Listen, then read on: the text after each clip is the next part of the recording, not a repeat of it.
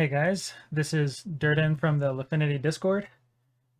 Today we'll be talking about part 4 of our tokenomics series where we cover revenue. So Lifinity has two sources of revenue in trading fees and market making profit. So we'll be explaining how we use that to reward VE Lifinity holders and to grow our protocol owned liquidity. So let's get started. All right, so starting with trading fees. It's common among other dexes to have an overarching goal of wanting to attract as much liquidity as possible. This is because the more liquidity you have, the more trading volume you get, which generates more trading fees. Typically, the portion of the trading fee that goes to the protocol is fixed. And that's why maximizing the amount of volume directly optimizes the amount of revenue that the DEX generates. But with Lifinity, we take a different approach. Basically, we want to optimize the amount of profit that VE Lifinity holders will receive. And when you want to do that, it's not as straightforward as just maximizing the amount of liquidity providers on your platform. And this is partially because we don't only have liquidity providers, but we also have protocol-owned liquidity. And the significant difference between the two of these things is that with liquidity providers, you have to give them a portion of the trading fees in order to incentivize them to provide liquidity on your platform. But this is not the case with protocol-owned liquidity, where you can capture 100% of the trading fees. And so in our ecosystem, there's these two types of liquidity providers, the standard LPs and then the protocol-owned liquidity. So we treat them differently. And that's what results in us not trying to attract liquidity at all costs. So let's consider the relationship between liquidity and the trading fees earned per LP token. So when you don't have much liquidity and you start adding liquidity, the trading fees earned per LP token will start going up at a quick pace. This is because the more liquidity you have, the better prices you can offer, and so you capture more volume, which means more trading fees. But this relationship doesn't last forever. After some point, the trading fees earned per LP token starts to decrease. This is because although more volume, or rather more liquidity means more volume, it also means more LP tokens. So the extra volume you're capturing is shared between more LP tokens. And there's only so much trading volume in any given ecosystem. So the amount of volume you capture can't keep going up forever the way that the number of LP tokens on your platform theoretically can. So that means after some point, the extra volume you're capturing is less than the increase in the number of LP tokens, and therefore the trading fees earned per LP token starts to decrease as liquidity increases.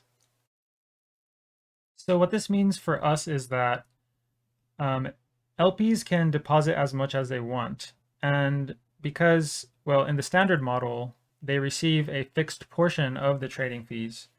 So what that will do is it will dilute the trading fees earned by our protocol-owned liquidity. Now, this is not ideal because since we capture a larger portion of the trading fees, namely 100%, through our protocol-owned liquidity, whereas with liquidity providers' liquidity, we only capture a portion of the trading fees. Ideally, we'd like to prioritize the protocol-owned liquidity in some way. And so we do this by dynamically incentivizing deposits. by adjusting the share of trading fees that liquidity providers receive. So we do this in two ways. The first is that we set something called a target liquidity. This is the ideal level of liquidity where the trading fees per LP token is maximized.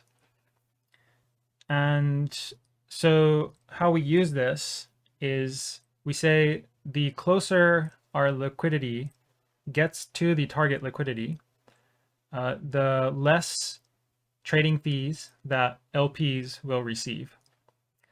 So when we have zero liquidity, LPs will be heavily incentivized because we're very far away from that target liquidity. But as we get closer and closer to it, they will receive fewer trading fees.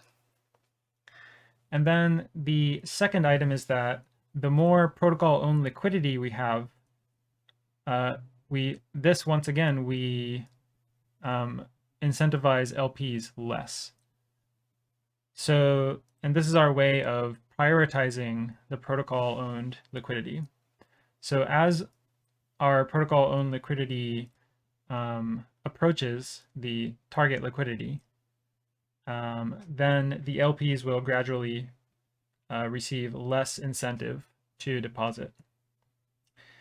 So we have a precise way of calculating this percentage that the LP's share of trading fees in the article, and it probably wouldn't be too useful to say it out loud. But basically, all you need to understand is the factors I mentioned above, that it's adjusted based on the protocol-owned liquidity, the amount of liquidity provided by LPs, the target liquidity that we're aiming to reach, and also a final item called the incentivization factor. This is a adjustable parameter. So we will be able to look at how LPs are being incentivized and see if it's doing its job well. And if it's not, we can adjust this incentivization factor to increase or decrease the share of fees that LPs receive. And just so it's clear, all the trading fees that don't go to the liquidity providers will be retained as a protocol fee, and that will be part of our revenue. So just to give an idea of what we think this will look like in practice, at the start, when we create a new pool, it'll have no liquidity in it. At that point, the liquidity providers are most heavily incentivized to start adding liquidity. And then gradually over time, as we explained in part 1, we will start accumulating protocol-owned liquidity for that pool by selling VE Lifinity for LP tokens of that pool. And as that protocol-owned liquidity increases, that will gradually begin to disincentivize the LPs. So as their yield starts to decrease, some of them will will decide that the yield is insufficient and start to withdraw, but not everyone. And this will continue until the protocol-owned liquidity increases enough to motivate all the liquidity providers to withdraw, perhaps around when we reach the target liquidity. Yeah, so basically the goal is to have a smooth transition from a state where the pool is mostly liquidity providers to a state where it's mostly protocol-owned liquidity. And by the time we reach that point, the pool will be totally self-sufficient, where the protocol, Lifinity itself, is providing all the liquidity and is not reliant on the outside liquidity providers. I think I didn't mention this earlier, but the LPs' share of fees will range from 100% to 0%. And some people might wonder why we would ever make it so low as to be 0%. And the reason for this is that we want to make bribing sustainable. So if, for example, when we reached the target liquidity and LPs were still heavily incentivized to keep their liquidity in the pool, that means protocols would have no reason to bribe because there's already sufficient liquidity in their pool. But because as we approach the target liquidity, liquidity providers are gradually disincentivized to withdraw, that means there should always be more room for um, liquidity to be added as protocol-owned liquidity. And so protocols should want to bribe to make up whatever gap there is between the current liquidity and the target liquidity that we're aiming to achieve. And there is an exception to this system where, to this dynamic trading fee system, and that is the liquidity provided by Lifinity Flares, which is our NFT project. So for those who are not aware, we put all the SOL that we raised in the sale of these NFTs into our liquidity pools. And in the original article where we explained the details of this project, we mentioned that their liquidity would receive 85% of the trading fees, and then 15% would be retained as a protocol fee. In fact, this was our original plan for all pools, but it was before we decided on these tokenomics, which made us take a different approach because we have protocol-owned liquidity. But because we mentioned in that article that it would be an 85-15% split, we're going to keep that fixed. So Lifinity Flares' liquidity will always receive a fixed 85% of trading fees. So to summarize what we've talked about so far, the way to think about trading fees on Lifinity is that there's two classes of liquidity providers. One is the standard liquidity providers, the external liquidity providers, and the other is the protocol-owned liquidity.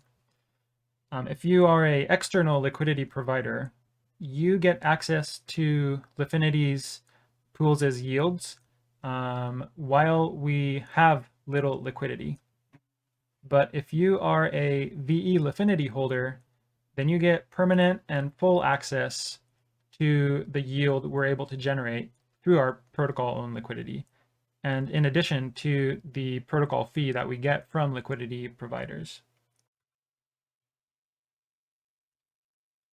All right, let's talk about the next component of our revenue, which is market making profit. So Lifinity is able to generate more yield compared to other automated market makers. And when I say yield here, I don't mean the APY per se. I mean organic yield from trading activity and not inflationary token rewards, or in other words, liquidity mining. That is not really yield that's being generated. It's just giving away shares of the protocol, and it basically dilutes the other current holders. So it's a very different type of yield. One interesting fact about Lifinity is that, so we mentioned earlier that liquidity providers, if we go past the target liquidity, they will receive 0% of trading fees. But interestingly, on Lifinity, it's possible to earn yield even if you're receiving 0% of trading fees and there's not even any liquidity mining rewards. And this is possible because of this market making profit. So basically, market making profit, you get this when you buy low and sell high. So commonly on other types of AMMs, namely Uniswap V2 style AMMs, or also known as constant product AMMs, and also Uniswap V3 style AMMs. Both of those cannot produce a profit from market making. The only possibility is for them to lose money market making. And this is more commonly known as impermanent loss. So basically, when the prices of the two assets in a pool diverges, then the liquidity providers will experience a loss. And so impermanent loss basically is just buying high and selling low. So with Lifinity, it's possible to experience impermanent loss. There is no guarantee that this will be avoided. However, looking at both tests we've done and the actual performance of our DEX since going live on Jupiter, we can see that we actually have quite substantial market making profit. So basically, we're able to reverse impermanent loss. And we've previously called this phenomenon impermanent gain just to simply communicate that we were able to reverse impermanent loss. But it's probably not the best term. It's certainly not accurate. So now we are switching to this more accurate market making profit, or MMP for short. So market making profit is the total profit and loss from market making. So the way to calculate this is one, you just look at the profit and loss that your pool has made from market making. So excluding trading fees, you look at first what were your starting assets. So for example, say at the beginning you had 1 SOL and 100 USDC. And then at the end you had 0.99 SOL and 101 USDC. So then you could look at the price of SOL at the end and calculate, okay, which is higher, 100 USDC and 1 SOL, or 101 USDC and 0.99 SOL. And if the second is greater, that is after trading, if your total assets is greater than if you had just held those assets and not done any trading, then that means that you've made a market making profit, or your MMP is positive. And if it's negative, that means you've experienced impermanent loss. So one thing that's important to make clear is that unlike trading fees, where we take a portion of it from liquidity providers, Lifinity will never take market making profit from LPs. So as a consequence, LPs have a sort of impermanent loss protection, or in fact, usually it goes much beyond just protecting you, but in fact making you a profit in addition to the trading fees. And again, like this is not possible on constant product AMMs or Uniswap V3 style AMMs. An interesting consequence of this is that even when the total liquidity in a pool has gone beyond the target liquidity, and as a result, liquidity providers receive 0% of the trading fees, they can still earn yield from market making profit.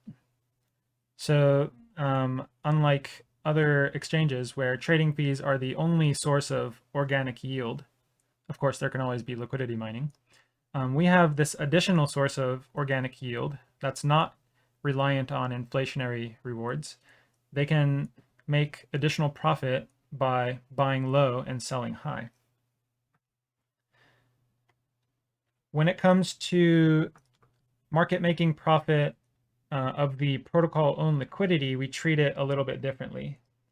So when our protocol owned liquidity is below the target liquidity, our goal is to grow that protocol owned liquidity to reach the target liquidity. And so until that is accomplished, whatever market making profit that the protocol owned liquidity generates will remain in the pool as protocol owned liquidity. But once we reach the target liquidity, now any market making profit that we generate will take us beyond the target liquidity. And that means we're not using our assets as efficiently as we could. Again, remember the target liquidity is where the trading fee per LP token is maximized. And so any market making profit beyond that point, we will withdraw as profit and use it as revenue.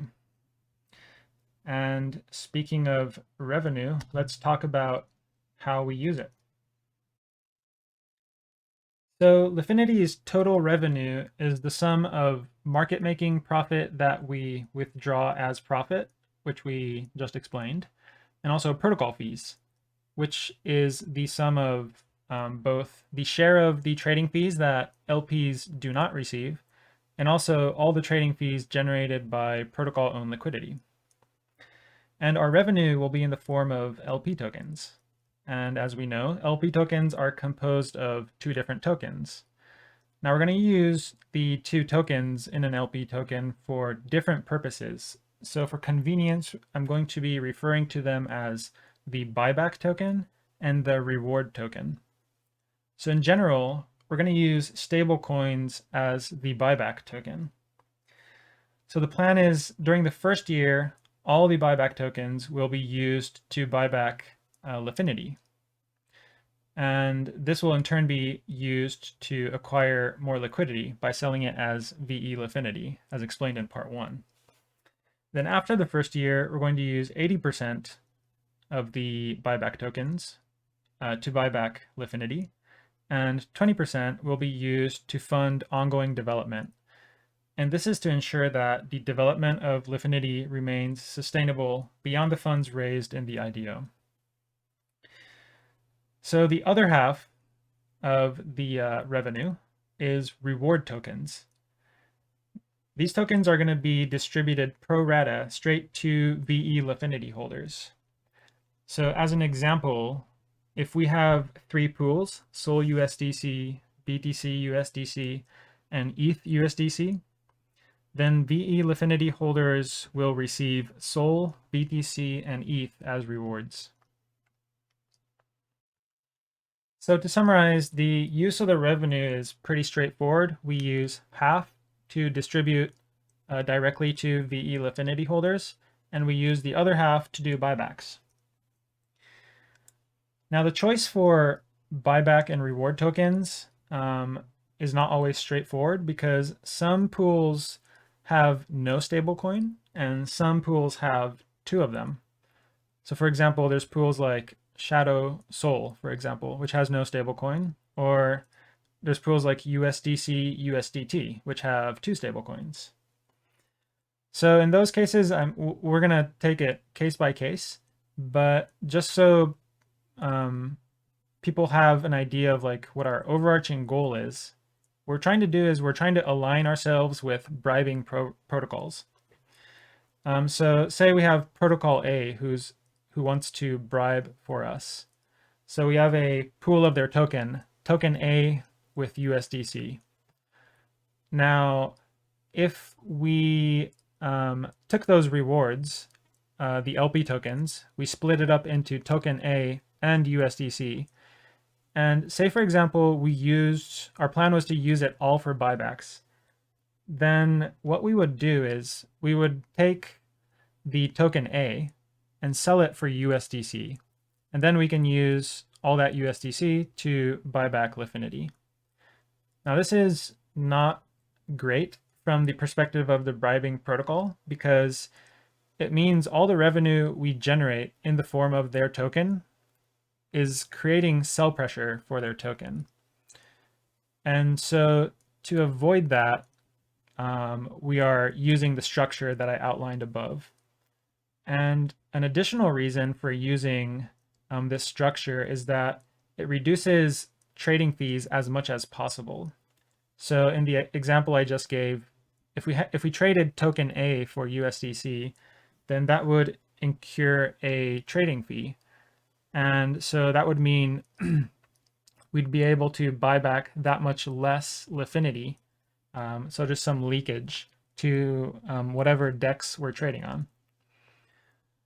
But yeah, we bypass that. We do, however, do buybacks of Lifinity with USDC, but this will not have any leakage because we're going to set up our own Lifinity USDC pool, Lifinity USDC pool on Lifinity.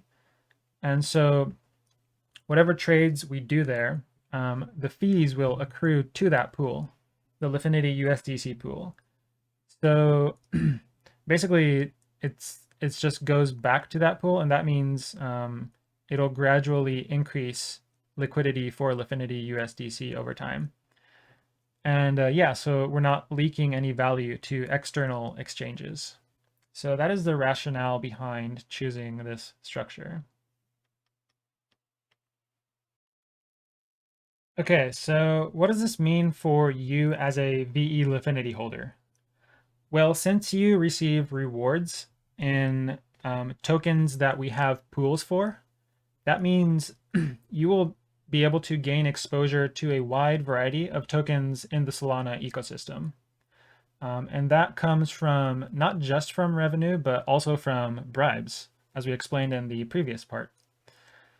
And then also looking at this from the perspective of bribing protocols, since once they accumulate or secure liquidity for their pool, and that pool will generate revenue in the form of LP tokens, which contains their token, which is then passed on to VE Lifinity holders. That means by just securing liquidity on our platform, they can sort of indirectly increase their holder base because the VE Lifinity holders will be receiving their token. So it's great for bribing protocols, and it's also great for VE Lifinity holders. All right, that's it for part 4. Thanks for listening. Stay tuned for part 5, where we take a big picture view of everything we've talked so far, see how the pieces fit together, and also we'll compare ourselves with some other protocols. All right, until next time, thanks for listening.